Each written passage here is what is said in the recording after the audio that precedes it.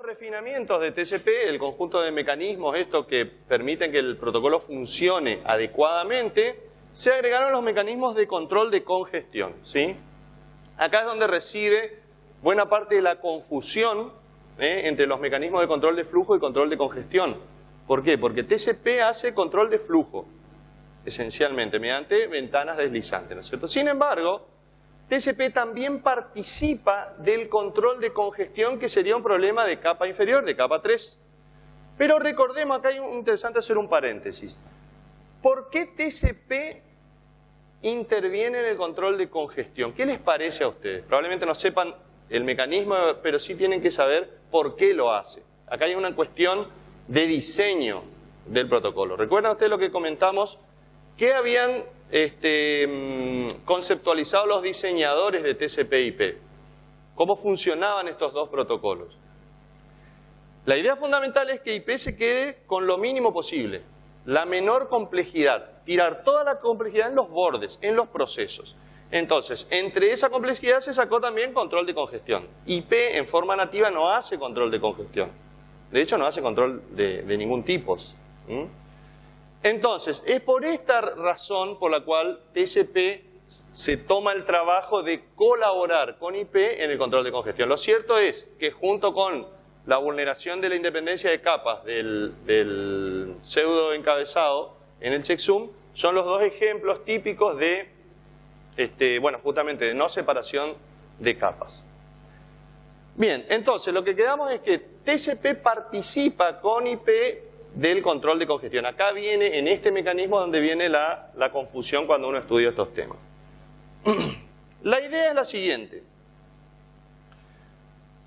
Los diseñadores pensaron en un mecanismo que permita que ustedes piensen en una conexión nueva. Cuando ustedes habilitan, o sea, se hace el saludo de 3 vías entre el cliente y el servidor y, por ejemplo, se empieza a transferir el archivo.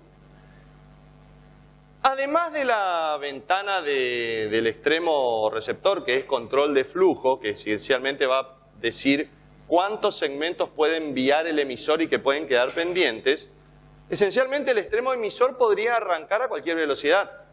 Típicamente, si yo tengo un enlace a 10 megabits por segundo, es muy probable que el extremo emisor arranque a 10 megabits por segundo. Bueno, los diseñadores encontraron o definieron una manera de permitir que la nueva conexión TCP inyecte segmentos de manera gradual en la red.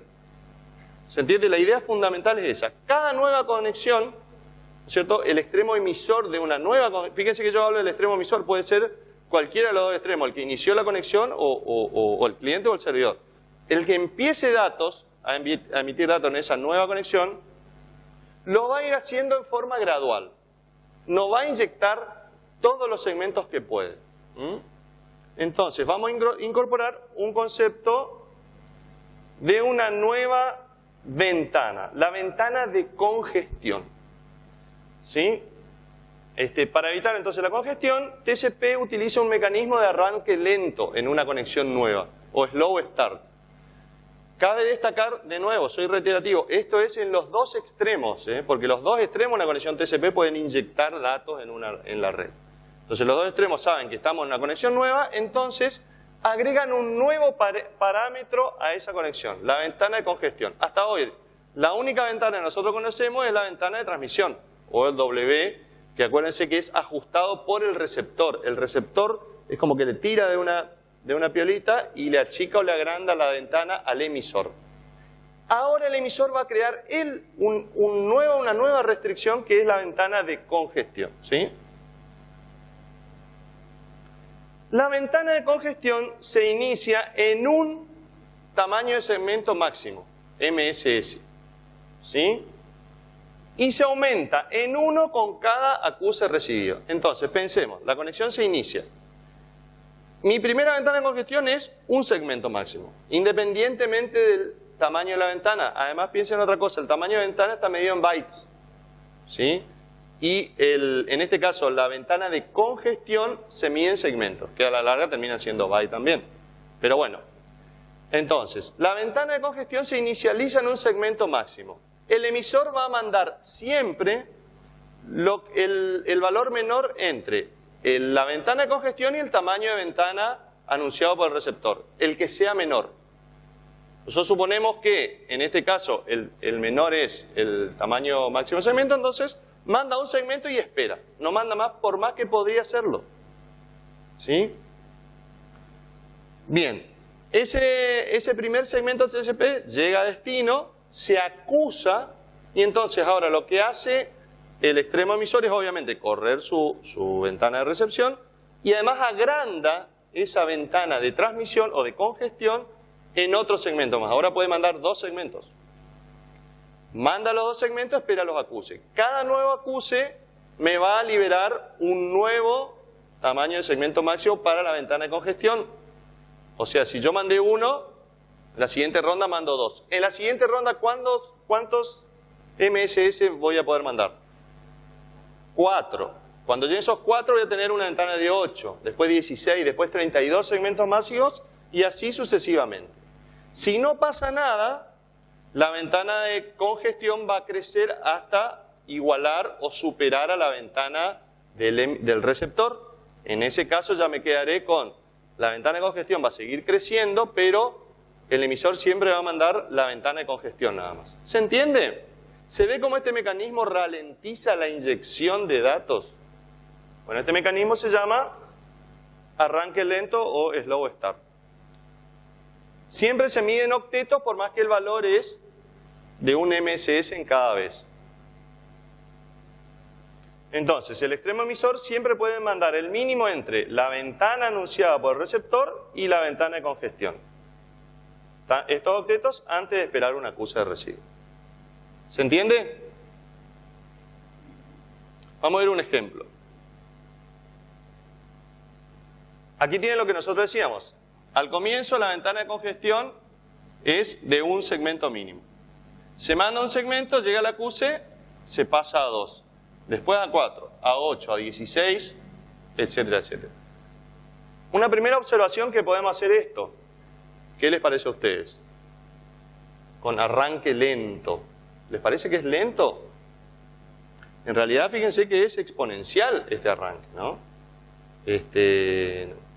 Digamos, lo de arranque lento es una forma de decir, digamos, porque en realidad se empieza a crecer exponencialmente, ¿sí? Bueno, vamos a ver qué pasa cuando hay congestión. Entonces, el arranque lento es una forma de TCP de lidiar con la congestión. ¿De qué manera? ¿Qué tipo de mecanismo sería este? De lo que ustedes ya estudiaron. ¿Es un mecanismo de ciclo abierto o de ciclo cerrado? ¿De ciclo? No, ¿abierto o cerrado?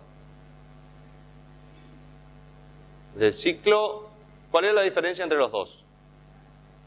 La realimentación. En un bucle con, digamos, en un mecanismo con realimentación estamos en bucle cerrado. Esto es un mecanismo de bucle abierto, porque no toma en cuenta el estado de la red. Hace siempre lo mismo. ¿Se entiende? Este mecanismo, Slow Start, es un mecanismo de ciclo abierto. ¿Sí? Y como tal, controla la emisión de datos en el origen. ¿Sí? Este mecanismo. ¿Sí? Vamos a ver ahora que TCP tiene otros mecanismos para lidiar con la congestión cuando ésta se produce. Esos sí son de ciclo cerrado.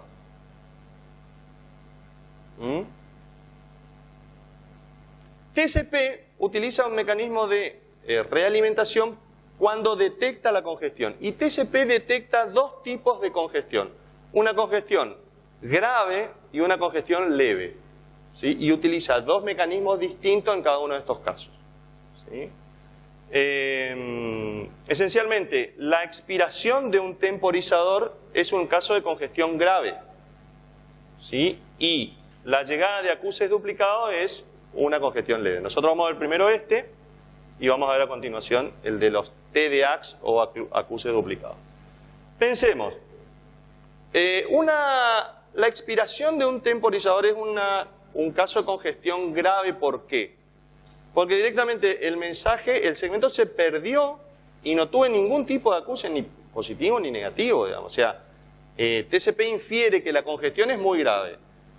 Normalmente la pérdida de un de un paquete es generalmente indicio de congestión. No hay muchas otras causas por las cuales se puede perder un paquete. Con lo cual TCP está en lo correcto. Entonces, con un caso de congestión grave, TCP utiliza medidas drásticas. ¿Cuáles son estas? Cuando se produce la expiración de un temporizador, TCP entra en dos fases distintas. Una fase, slow start, vuelve a arrancar slow start de nuevo, ¿sí? Independientemente de cuál sea el valor de la ventana de congestión, él vuelve a slow start con un MSS igual a 1. ¿Sí? Nada más que agrega un nuevo parámetro que se llama SS3. SS3 viene de Slow Start Threshold o umbral. ¿Sí? Este umbral se inicializa, es otra variable más, que se inicializa en el valor máximo, 65.535. ¿Qué va a hacer TCP? TCP va a guardar en esta variable el umbral que hizo que se produzca la congestión. ¿Se entiende? O sea, ¿cuál es la lógica? TCP venía aumentando la ventana de congestión, inyectando cada vez más segmentos hasta que se produjo una expiración. Cuando se produce una expiración dice, me parece que adelanté demasiado la ventana. Entonces, ¿qué hago? Guardo la mitad de la ventana actual, o sea, como que retrotraigo la ventana en el SS3. Así yo me acuerdo dónde quedó la ventana que produjo el problema. Y la ventana original la dejo en 1 y arranco otra vez. Vamos a hacer un ejemplo. Supónganse que yo paso de 16 segmentos a 32 y acá se produce el RTO. ¿Qué hace entonces TCP? Guarda 16 en el SS3, ¿sí? Que había sido inicializado en el máximo para que no moleste, ¿no? Guarda para acordarse y pone la ventana de congestión en 1 y arranca otra vez con slow start. Un segmento, 2, 4, 8. Cuando llega a 16 el tipo dice basta, no puedo volver a hacer a 32 porque voy a tener otra vez un problema de congestión. Entonces, ¿qué hace? A partir del valor de SS3 realiza un cómputo y lo que hace es aumentar en un tamaño máximo por cada ronda de acuse positivo que reciba. O sea, por cada 16 que reciba, va a aumentar 1. Vuelve a llevar 16 y aumenta otro. Empieza una etapa que se llama congestion avoidance, evitar la congestión. ¿Se entiende? Aumenta en 1 por cada ronda de 16 que reciba. El tamaño de la ventana de congestión. ¿Cómo? No. Pasa a 17. Después, con los 16 que llegan, pasa a 18. Con los 17 que llegan, pasa a 19. ¿Sí? En cada ronda, espera que lleguen todos los acuses por aumentar un segmento. Se hace lineal, efectivamente, ese es el concepto. A partir de ahí, de SS3, la conexión nunca más va a crecer en forma exponencial. Esa conexión no crece más en forma exponencial. ¿Sí? Se vuelve a congestionar, vuelve a 1, dependiendo de dónde estará el SS3. Suponete que se vuelve a congestionar en 24, por decirte. El tipo vuelve a bajar la mitad y arranca otra vez exponencialmente. ¿Sí? Arranca exponencial y después sigue lineal. ¿Sí? Pero arranca exponencial hasta el SS3, que es la mitad de la ventana de congestión. Estrictamente es la mitad entre el mínimo de la ventana de congestión y la ventana del emisor, porque no sabe cuál de las dos puede haber producido. Ojo con eso. ¿Sí?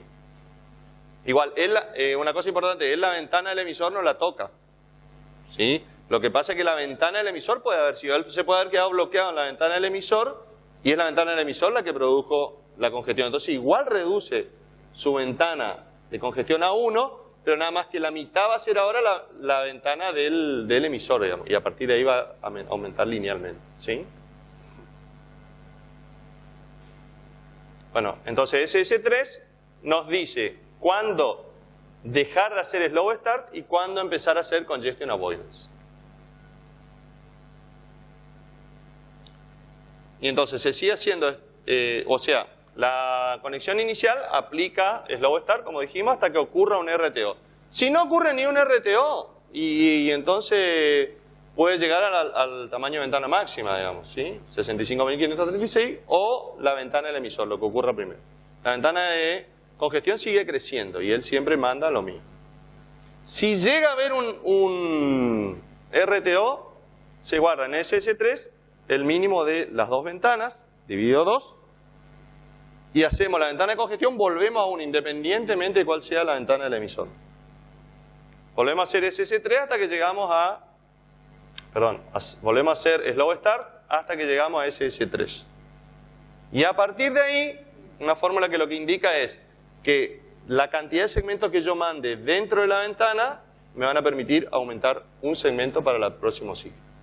¿Sí? Esto, como bien advirtió el compañero, incrementa linealmente la ventana con un tamaño máximo por cada ronda de acuses recibido correctamente. Vamos a ver un ejemplo. Esta ventana que está acá arranca en 1, llega a 16 y a partir de ahí arranca linealmente, ¿sí? ¿Cuánto vale SS3? Obviamente vale 16, porque es el punto al cual empezó a ser lineal. ¿Y cuánto valía la ventana de congestión? 32, porque la redujo a la mitad y empezó ahí. ¿Se ve cuál es la lógica? Cuando habilité demasiado segmento hubo una retransmisión. Vuelvo a donde estaba y arranco a partir de ahí linealmente, ¿sí? ¿Se entiende para qué sirve esto? Estamos tratando de evitar la congestión. Este sí es un mecanismo de ciclo cerrado, porque está teniendo en cuenta la congestión. Bueno, pero nosotros dijimos que hay dos casos. Hay un caso de congestión leve. Acá les voy a pedir que presten atención porque no es tan fácil darse cuenta de cuál es la congestión leve. Para TCP, la congestión leve se da cuando hay un reordenamiento de segmentos. ¿Sí? O sea, piensen ustedes, los segmentos viajan en orden, ¿no es cierto? TCP los va recibiendo obviamente en orden. Llega el 12.401, 411, 421, 431, hasta que llega el 451, por decir algo. En el medio hay uno que no está. Paremos un ratito. Cuando no llega un segmento, se puede dar por dos causas. Una, ya ustedes ya saben, se puede haber perdido el segmento por congestión. La otra puede ser un reordenamiento parcial de los segmentos. Digamos, justo los segmentos viajaron por distintos lugares y uno llegó antes que el otro. Pueden llegar desordenados. IP puede entregar desordenados. Entonces, ¿qué hace TCP? Cuando llega un segmento fuera de secuencia, inicia ya un estado de alerta para esa conexión. Cuando llega el segmento no espera los acuses de recibo. ¿Se acuerdan todo lo que dijimos, la heurística esta de demorar los acuses de recibo? Cuando llega un segmento desordenado, ya le manda el acuse negativo, por así decirlo, o el positivo del último recibido correcto, diciendo, che, este segmento no lo recibí. Cuando llega un segundo segmento que tampoco es en secuencia, manda otra vez, este no lo recibí, y este no lo recibí. Cuando el extremo emisor recibe 3 acuses duplicados, o sea que corresponden a un segmento que se recibió bien, que es el 31, por ejemplo, supónganse que el 41 se perdió. Llegó el 51. ¿Sí? Acá ¿cuál va a acusar? 32, 32, 32. ¿Sí? Le está diciendo, y acá mandaste ya el 61 y el 71. Al tercer triple duplicate acknowledgement, el emisor se tiene que dar cuenta de una cosa. Esto ya no es un reordenamiento de segmentos. Acá hay fuertes indicios que el segmento se perdió. Pero hay, por otro lado, el vaso medio lleno, por así decirlo, que los otros segmentos llegaron correctamente. O sea, la conexión sigue enviando datos. Entonces no tiene mucho sentido penalizar a esta conexión tan fuertemente con una ventana tamaño 1 y arrancar otra vez, cuando realmente la conexión está funcionando. O sea, los acuses están viniendo. Digamos, la conexión todavía no está, justamente no es una congestión grave. Entonces, lo que hace el extremo emisor ante un triple duplicate ACK es correr la mitad del algoritmo. Un gradualismo sería. ¿Sí? Entonces, ¿qué mitad del algoritmo hace? Hace como si hubiera bajado la ventana a la mitad y vuelto a subir, y hace solamente la parte lineal. ¿Se entiende? O sea, no divide a la mitad, sino que a partir de ahí ya empieza a crecer linealmente. Y obviamente retransmite el segmento ante la duda. ¿Para qué vamos a seguir esperando? Ante el tercer acuse duplicado hace un fast retransmit, o sea, el segmento que están pidiendo lo manda, para que va a seguir esperando, y ya empieza a hacer congestion avoidance. Invoca la mitad del algoritmo nada más. ¿Se entiende? ¿Quieren que lo explique de nuevo?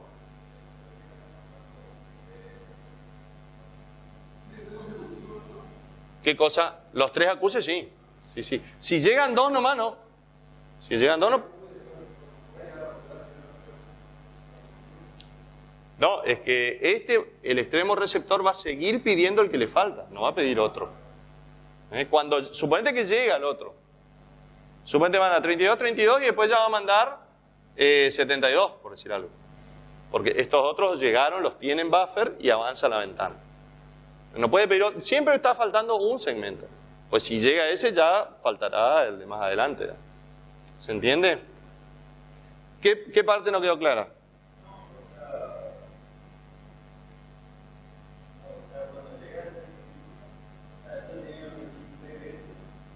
Claro, llega el 31, ok. El 41 no llega. No sabemos qué pasó. Llega el 51 y acá el extremo receptor dice, pará, me llegó uno adelantado al que yo quería. Está bien, no hay nada malo todavía, pero el tipo ya abre el paraguas, digamos. Che, me falta 32. Mando el 62, me falta 32. Mando el 72, me falta 32. Al tercer acuse duplicado, este lado dice, che, estoy por el 60 y falta el 30. Algo está pasando. Entonces hace fast retransmit, retransmite el 32 y ya lo da por descartado, digamos. El 32 se perdió para todos los efectos. De hecho, no está tan mal porque fíjense que si nos llegó en 3 ciclos de ida y vuelta y algo está pasando en la subred. Una congestión leve. Entonces, retransmite e invoca la mitad del algoritmo. Hace solamente congestion avoidance. No baja sigue transmitiendo a ritmo normal, por así decirlo, pero no aumenta, estos segmentos no aumentan el tamaño de la ventana en el doble. ¿Sí? ¿Se entiende?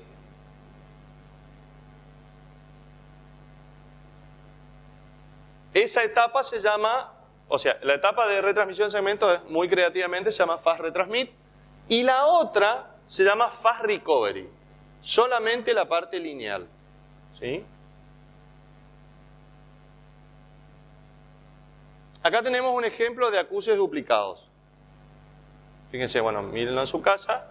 Acá va el 6657, el 6913, el 7169 y qué sé yo. Acá manda, acusa el 5889, 6145, ¿no es cierto? 6401. Y acá están los del 6657, que es este que se perdió acá. 6657, 6657, 6657. Ante estos tres, directamente ya se dispara el fast retransmit, ¿no es cierto? Y el fast recovery.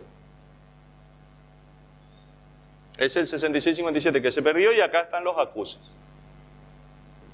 Fíjense que ante este acuse todavía, cuando llega ya, al existir 3 acuses duplicados, se inicia el algoritmo. Acá tenemos una traza donde si ustedes la miran se van a dar cuenta de cómo progresa el tamaño de la ventana de congestión. Acá estábamos en 2, 4, 8... Acá ya iba en forma, digamos, lineal la ventana. Acá evidentemente se produce la congestión. Se producen los 3 acuses duplicados. Ninguno de esos acuses duplicados aumenta la ventana. Espera los 3. Entonces, un pequeño detalle nada más del algoritmo. El algoritmo cuando llega al tercer acuse duplicado lo que hace es inflar la ventana de congestión para dejar salir esos 3 segmentos y después directamente dividir a la mitad. Ese estaba en 32, baja a 16. Y a partir de ahí, estaba en 24, aumenta la ventana para dejar salir esos segmentos y baja directamente a 12. Ahí vuelve a arrancar, acá se vuelve a producir un TDAC, vuelve a achicar la ventana, sigue subiendo, acá no hay problema, se vuelve a producir un reordenamiento de segmentos y baja. ¿Está? En cada caso es siempre lo mismo. 3 acuses duplicados que no aumentan la ventana, una inflación de la ventana temporaria y bajar a la mitad. De 24 a 12. ¿Sí? Con este mecanismo entonces estamos haciendo frente a la congestión suave, por así decirlo, o leve. ¿Mm?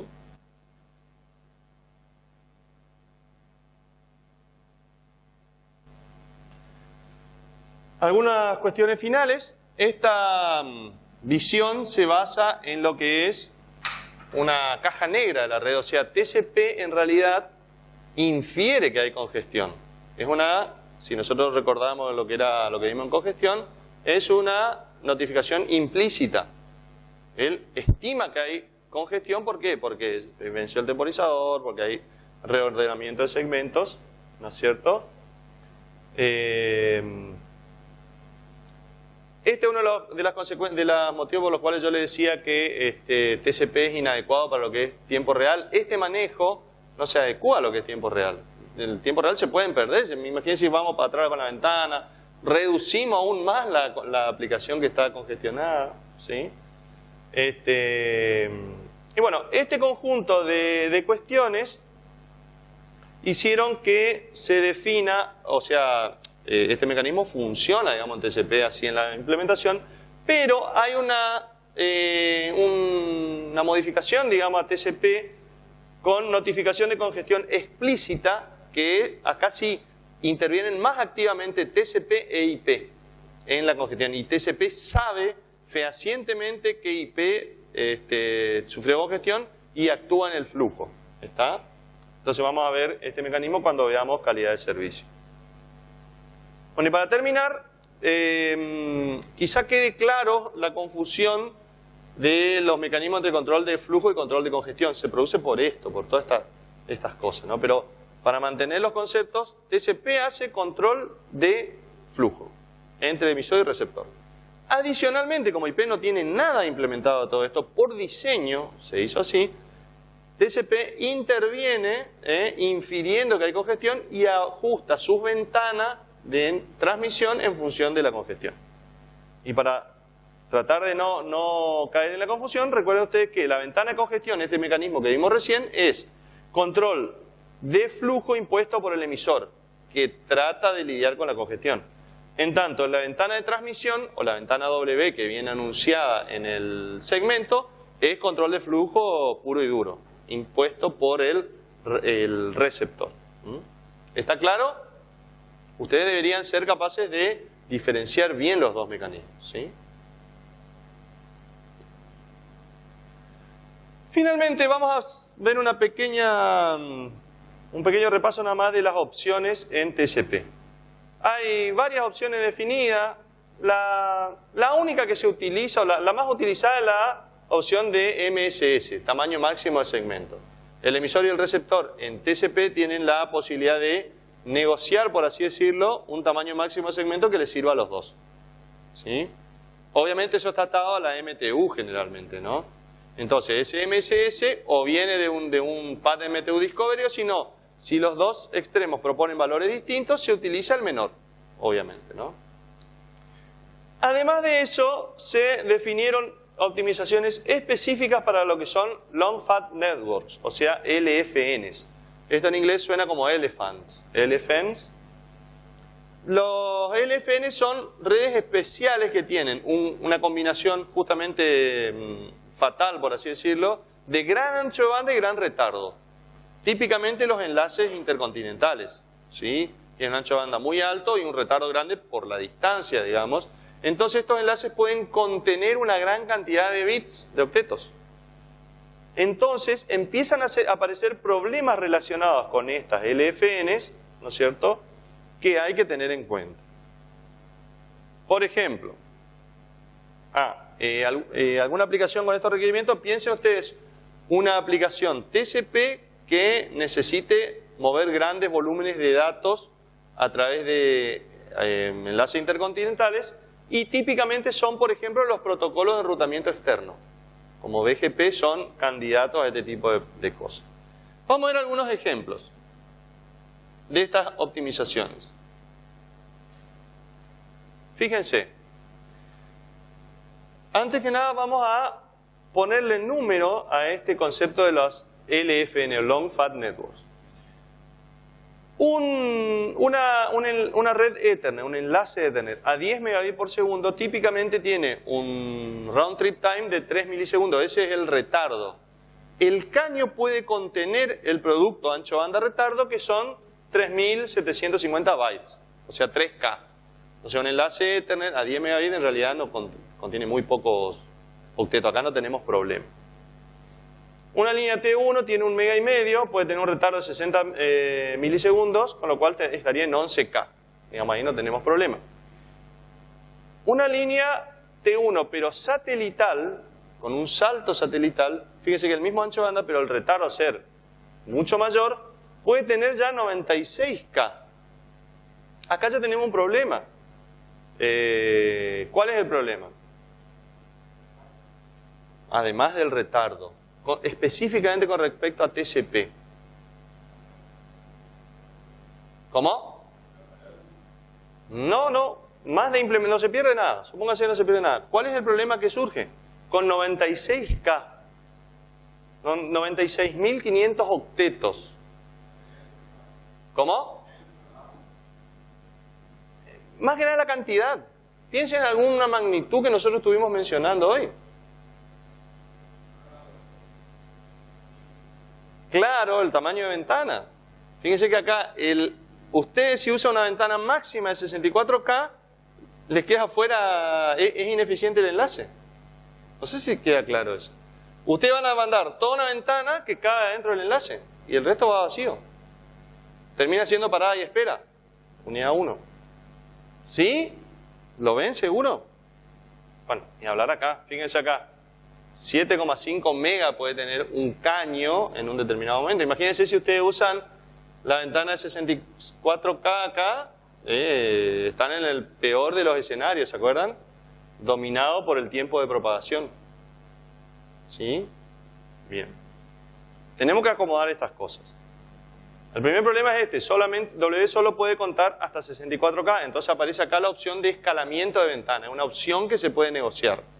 Cuando ven que el tamaño de ventana es muy chico, se puede escalar el tamaño de ventana.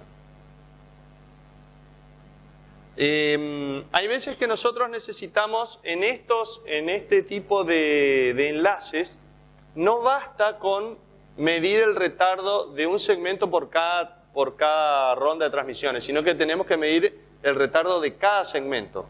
TCP por defecto mide el RTT de cada grupo de segmentos que manda, ¿no es cierto?, en la ventana. Nosotros acá necesitamos medir uno por uno los valores de temporización.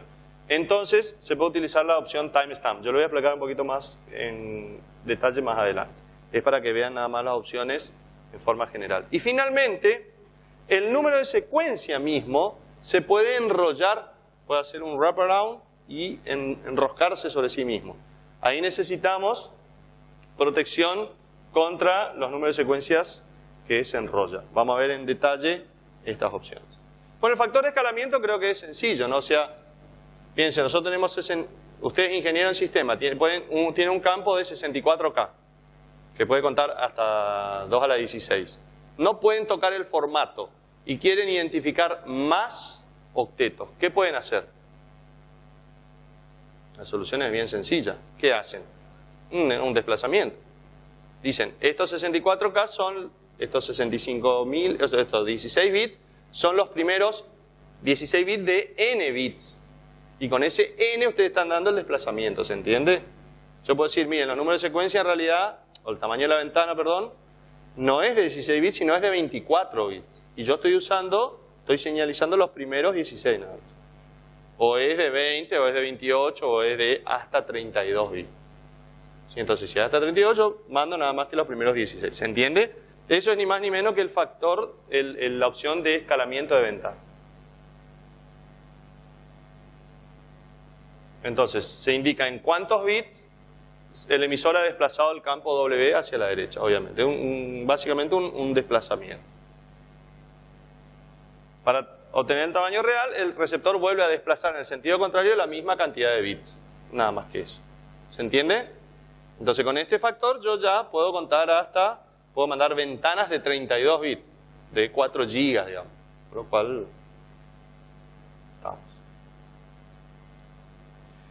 El factor de escalamiento de la ventana se establece como opción en el SIN y no se puede cambiar. ¿Está? O sea, ustedes no pueden cambiar el factor de escalamiento en el medio de la conexión. ¿Se entiende esto, no? Bien, vamos a ver el segundo problema, el timestamp. En TCP estándar, el RTT se mide para un solo segmento de toda la ventana. Yo mandé la ventana completa, elijo un segmento y a ese le mido el RTT para toda la ventana. Sin embargo, en estas redes tan variables, esto puede llegar a ser muy distorsivo, porque tengo tantos segmentos para mandar que el RTT puede variar sensiblemente entre todos estos segmentos. ¿Está? En ese caso, lo que hago es medir el RTT en cada segmento. Pero como no tengo forma, no tengo ningún valor en el segmento que me permita hacer eso, tengo que mandarlo como una opción. Entonces, calculo, le pongo un timestamp a cada uno de los segmentos y del otro lado, el que recibe con el timestamp, calcula, obviamente los relojes tienen que estar sincronizados, y puede calcular el retardo unidireccional. ¿Se entiende esto que digo? De la misma manera manda el acuse. Entonces, así se calcula el RTT, digamos, para cada uno de los segmentos y no para toda la ventana. ¿Sí?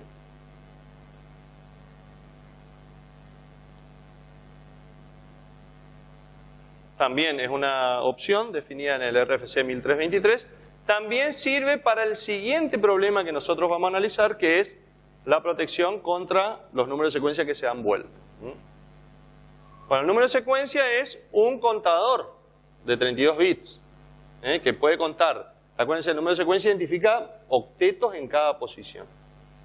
Puede contar hasta más o menos 4.000 millones, o sea, 4 gigas básicamente. Pasado un tiempo, obviamente este número se enrosca a sí mismo, digamos. Esto no es un problema en realidad para TCP, porque básicamente ustedes llega hasta el 999999 y empieza con el 00001 otra vez. No hay problema y TCP no tiene inconvenientes ahí.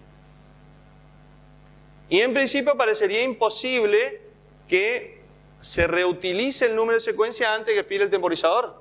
Es una locura. ¿Se entiende esto que digo? O sea, cada segmento que yo mando tiene un temporizador. Si el número pasa de vuelta, el otro lado se puede comer un duplicado. Porque todavía no expiró el temporizador y ya llegó el nuevo segmento. ¿Se entiende? Y en principio yo diría, es muy difícil o es imposible que se reciclen 4.000 millones de números de secuencia, pero vamos a ver qué pasa en las long fat networks. Fíjense, a 10 megabits por segundo demora 60 minutos. Si yo estoy mandando 10 megabits por segundo, necesito una hora para que den vuelta todos los números de secuencia. No hay problema porque el temporizador no expira en una hora. A 45 megabits por segundo expira, o sea, se da vuelta a los 12 minutos. A 100 megabits necesito 5 minutos nada más. Acuérdense que el 2MSL era de ¿cuánto? 2 minutos. ¿Sí?